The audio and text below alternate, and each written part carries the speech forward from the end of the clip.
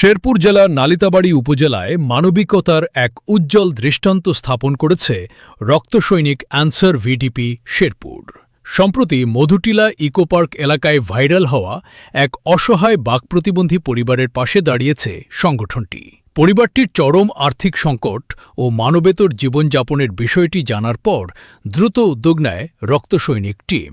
এ সময় পরিবারটির হাতে তুলে দেওয়া হয় চাল, ডাল, তেল, আলু, লবণসহ নিত্য প্রয়োজনীয় খাদ্য সামগ্রী, যা প্রায় ২ মাসের খাদ্য চাহিদা পূরণে সহায়ক হবে। এই মানবিক কার্যক্রম বাস্তবায়নে সার্বিক সহযোগিতা করেন সংগঠনের প্রতিষ্ঠাতা অ্যানসার ব্যাটালিয়নের সিপাহী মনোয়ার হোসেন। এছাড়াও স্থানীয় অ্যানসার সদস্যরা সক্রিয়ভাবে অংশগ্রহণ করেন।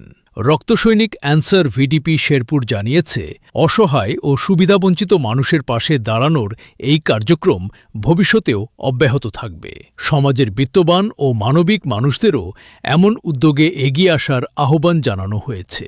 নালিতাবাড়ী নিউজ ২৪।